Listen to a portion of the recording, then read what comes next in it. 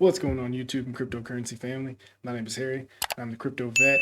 Thank you for tuning in today. And oh man, look at all the red today. And I hope you guys are hodling, being smart. Do not sell at a loss, please. Not financial advice. I'm just a doctor/idiot. But please don't sell at a loss. Just wait, give it time. Dips are healthy, things happen, and we're gonna go over those things in the chart today. Thing you should be doing right now is buying this shit up because everything's on sale, man. Spring coupon codes, let's do this, right? So if you like the content, you like the videos, hit the like, hit the subscribe. I appreciate it very, very much. I love all the support. I know I've helped a lot of people so far get into crypto, and nothing has made me happier than to help change people's lives. So thank you guys for giving me that opportunity. But by hitting the like, subscribe, notifications, time-sensitive content, I can get it to you quickly. And this promotes crypto in general. It spreads it out to more people. So please do that for me if you don't mind. Just a little tappity tap. But let's go ahead and get started here. Oh, one more thing. If you aren't following me already, follow me on Twitter at XRP Veterinarian, and links for Twitch, Discord, everything down in the description. So let's get it. All right, right here on CoinMarketCap. Holy shit, look at all that red. God damn, everything is down right now. Let's see who the biggest gainers are. Well, we still have some people who are positive. We got like Cosmos, Die, probably DuckDAO Die, and all the other ones. But let's go ahead and look at the red. We got CRO had a huge correction from over 23 cents down to 15 cents. And the list goes on down the thing here. But let's go ahead and go and jump to the charts. So if you guys were watching my videos and following me, we predicted this dip perfectly, right? We were following this little fractal thing, and I was just looking for patterns and found that if we measured out, we had about 23-24 days to this top, 23-24 days here to the correction. Then we had another 23-24 days to the top, and 23 days was actually today.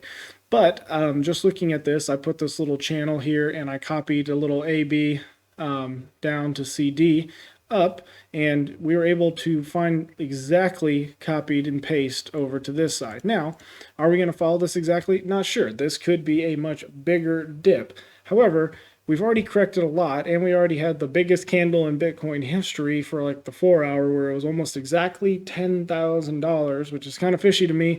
And issues with like Kraken and all that, having like Cardano and ETH go down to like 700 and like 17 cents for Cardano. Little iffy on me, and like if you don't think there's manipulation in the market, open your eyes. There's people out there who can dump it. F2 Pool, I believe, is the one who dumped the Bitcoin, which caused us to have this big flash crash, which again started this little cascade, right? But we're smart investors here, so we don't buy high, sell low. We do the opposite. We buy low and sell high. So coming to this chart here on the 4-hourly, are we going to come down and bounce off the 20 daily exponential moving average like we did before, or is this support not going to hold and we're going to drop down? Well, I still think right now it's probably about 50-50. So we need another day or so to confirm whether or not this trend will pick up here. The stock market is bleeding right now as well. It's just not crypto. Don't watch these days right now. Your best bet is to sit and hodl, right? So you just hold your crypto, don't sell it, and what happens every time? It comes back. In the case of people who bought in 2017, it took 3 years, but this is not the end of this bull run. Oh, promise, right? We're just getting started. So if you were just to hold and wait right now, you'll most likely get back in positive. So okay, so let's just put this scenario into perspective. Let's say you right here, you panic sold, and you panic sold right here. Well, it looks like you had another opportunity to buy at the same price that you sold at 3 weeks, or about 3 weeks later, and then it had a pump up. Well, let's say you bought in right here and you didn't panic sell, and you just waited a little bit longer. You were able to sell up here if you really wanted to, right? So in the end, time made it to where you didn't have to sit and pucker your asshole waiting for when's the dip over, when's the top. You don't have to time anything, and it just makes it a lot easier to just hold, right? And you don't want to just make a few $1,000s here, and if you're trying to sell here buy here, sell here, buy here, it gets a lot more difficult, right? At that point, you may just want to hop on Bybit and learn how to trade on some patterns and things like that. And like I said, I went ahead and found some ways to make some indicators using some scripts, watching some YouTube videos, learning how the Pine editor works to help make something similar to Market Cipher, because I know a lot of people have been asking me about using that. Not as pretty as CryptoFace's actual indicator, but that's $1,400. This is free, comes with indicators that are already made by other people that are a public source, as well as I can teach you how to just change some of the stuff. Like, definitely not something I made. I just edited it to make it look a little cleaner, and I can show you guys how to use it. But back to the scenario here. If we bought here or sold here and then we waited for the dip, what happened? Price went up. We start to get scared, right? We start to FOMO, thinking, oh man, this thing's going to keep going up. And then what do? We buy back in right here, right? And then it starts to crash again. And then you just rinse and repeat. And this is how the psychology of individuals buying in these markets who don't understand crypto, don't understand markets and trends and all of this stuff, chart analysis, that's why this price does exactly that. And we as traders, we take advantage of that. So you can be on the side that's buying high and selling low, or you can be on the side that's buying low and selling high. So on these days, pullbacks are my absolute favorite day, because fuck it, man. This is when we can make money and get more crypto, right? So as of right now, we're kind of at the turning point here. If we look here, we bounced pretty fast on about 12 hours here on the 20 daily, came up, found good support, and then when we fell through, rejected, and then we continued on. Now, right now, it's taking a little bit longer, but we're forming a what's usually called a continuation pattern of a dip to the downside. But what do we go from here? Well, we don't know yet. But the question is, do we sell now and hope to buy in lower, or do we just hold? My opinion is to hold, but again, just a doctor/idiot and not financial advice. So if we look into a little quicker here, we could see on these charts here that this was our ascending wedge here that we were forming. We fell to the downside, and if you were watching me on Twitch, we took a short right here on the confirmation, and we actually sold out in the middle of that really bad candle. I actually had a sell order at, I think it was 47 and some change, and it was like $150 above it, and it didn't get that. So then it hit my stop loss of I think it was 2,000 in profit. We could have made 5,000 off of just $1,000 trade and some leverage, but it's okay. Profit is profit. But we were finding this little broadening megaphone to the downside, and we saw we had the touch here on the daily exponential moving average. We formed another one that was even harsher in angle, and now we're forming this little bitty wedge here to the upside. Kind of maybe an ascending triangle if we have a flat top of resistance here. But what happens after this? Well, if we come into this pattern from a drop, we typically will bounce in here and then the drop will continue. Now, if we go to exactly what happened so on the first image, we were right here. On this next one, we are zooming into right here.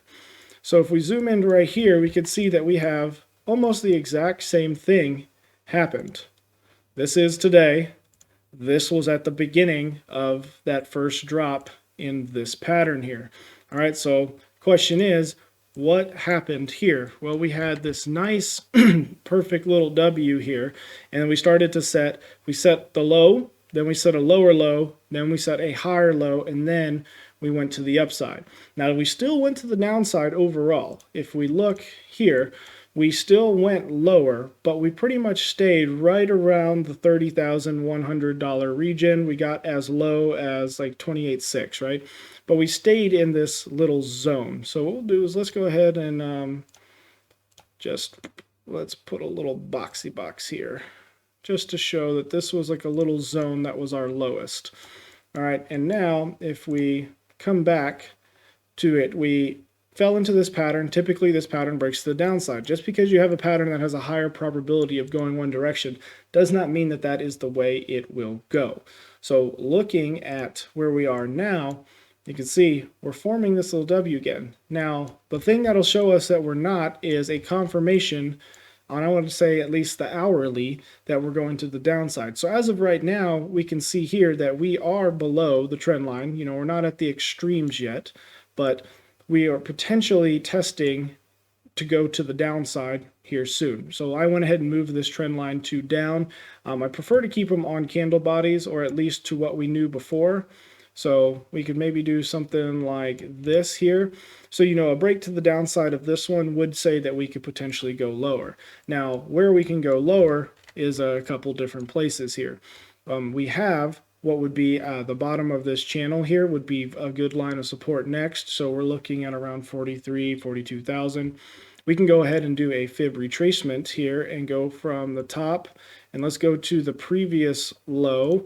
So these would be some levels to see as we drop down, because we may find support on our previous low that we started into this uptrend.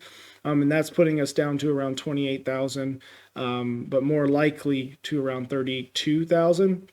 And then we can take this even to another level, and let's see, we'll get rid of this fib, and we'll go ahead and put our 20 weekly exponential moving average. There's the daily. Let's change this to weekly. All right, so we have the 20 weekly exponential moving average here on the bottom, which we have not retested since the start of this breakout back at 11,000. And this would be my bearish scenario. And this would be still, again, putting us close to around the $30,000 region. Can it go lower than that? Of course it can. But I feel like the lower would be much less unlikely, and that we would at least find good support around the 30,000 temporarily, to where we can come up with another pattern and see if we would come down before. Because if we drop down all the way to there, that would be a correction already of 52%. And, you know, let's say we came all the way back down to much further than that, and, you know, we're looking at 70-80%. Not saying that it can't be done, just the probabilities are going much, much lower as we get to that. All right, so that's just a quick update on Bitcoin. Congrats to everybody who's been doing the trades with me and, you know, making this money. Like I said, all we're doing is looking for patterns. I'm more on the feeling side that we are going to have a good bounce here, and that this shook out a lot of people. And with institutional investors, we are actually going to pump to the upside again. Probably top out around 56,000, and then we'll start a consolidation here. And this was the big correction, just like we had here. And we'll actually have some positive days here for the next 1 to 2 days. Now, if this doesn't hold and we don't close the daily candle above the 20 daily exponential moving average, yeah, all hell could break loose. But we'll tackle that beast when we get there. So now for XRP. I know I've had a lot of questions about XRP and whether or not to hold. This is XRP on the 4-hourly. XRP was doing pretty well, and it actually got rejected on, where was this trend line? Yep, here. So this was this upward trend line that we were following, and this was the first pattern. After a big spike, we came down and we started to form in this little descending channel here. We got good support, fell below it. Found resistance again. When we dropped down, we got as low as 47 cents, and then we started this crazy up shot here, which was, you know, I think 20% or something, right as Bitcoin started falling, 28%.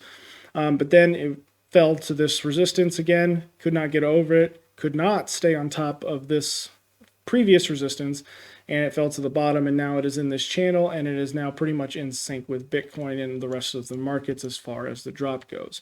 The unique thing about it is the buyback for XRP fell exactly on our previous support of around 35.5.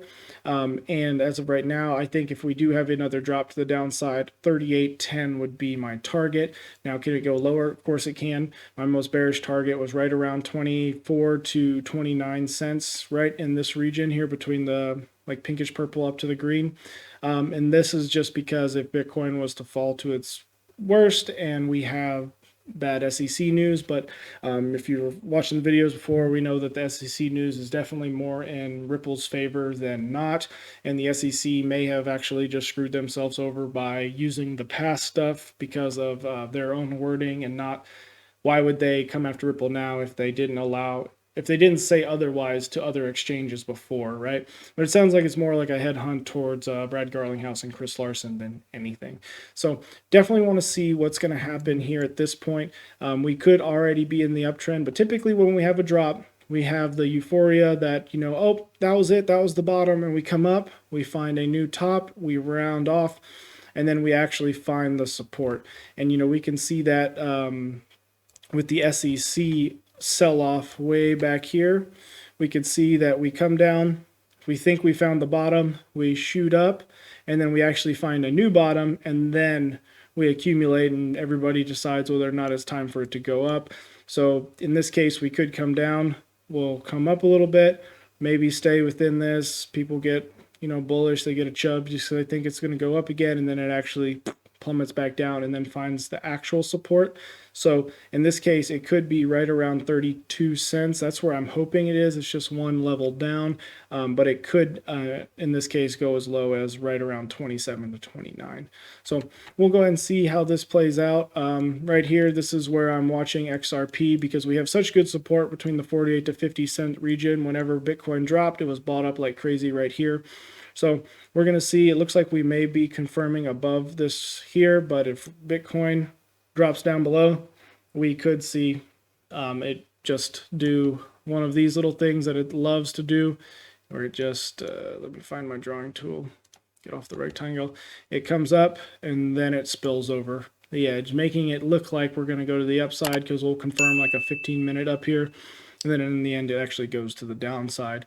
But as of right now, it looks like we do have a buy signal on the 10-minute, and we're probably coming up to a sell signal on the 15. But I'll be doing all this live on Twitch. I hope this kind of gives you some enlightenment on what to do as far as, you know, how to handle these markets.